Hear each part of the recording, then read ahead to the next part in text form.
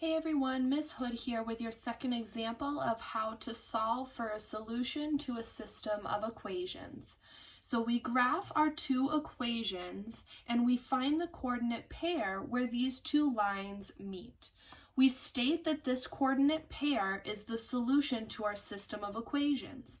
This means that this pair of x and y values would simultaneously satisfy both equations, which means when we plug in those x and y values to prove that our solution is true, both sides of our equal sign should balance out and have the same number.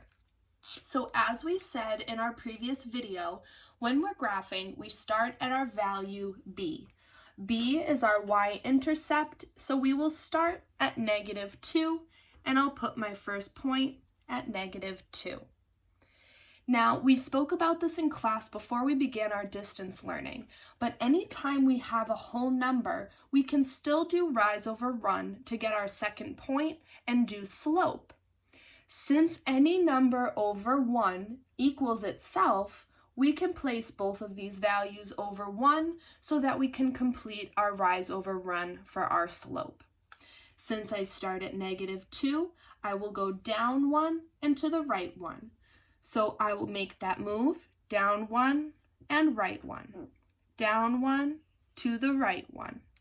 And we also spoke about this in class before we started distance learning, that having points in the opposite direction could be beneficial as well. We're never really sure where these two lines will meet, so it's nice to have some extra points up there.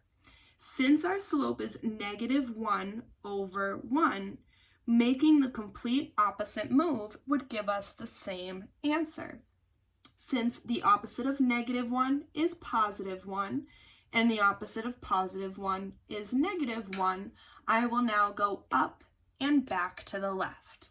Since I go up 1 and back to the left 1, we can see that this point falls on the same exact line and would still be with our equation and true. Now that we have our first equation complete, we can graph our second. We'll start at +3, which is our intercept b, and our slope is 4 over 1, so I will go up 4 and over 1. Since we want to try and have some extra points like we did before, our slope is +4 over 1. So now we can go down 4 and back 1. Since a negative number over a negative number equals a positive, these would be equal. So now I can go for my intercept and move down 4 and back 1, which now I can see would still fall on the other line as well. Now we can state that this is the solution to our system of equations, and that coordinate pair is -1 and -1. Now, before we can say that this solution is true, we must justify it, which means we have to plug in -1 for both x and y within our equation to prove that this is true. My first equation is y equals -1x minus 2. I need to plug in -1 for y, and I need to plug in -1 for x. Since a negative times a negative is positive, I am left with +1 minus 2 on the other side.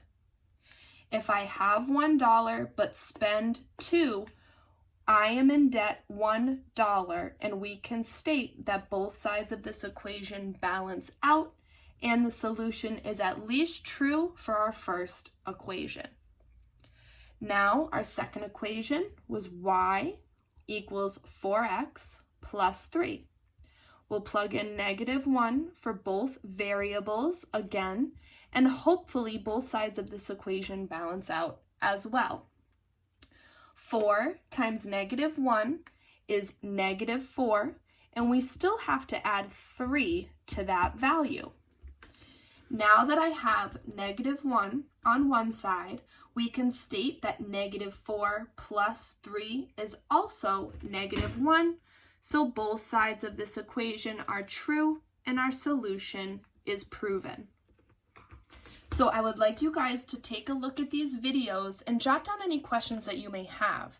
And we'll try one example together in a Zoom conference tomorrow during our class.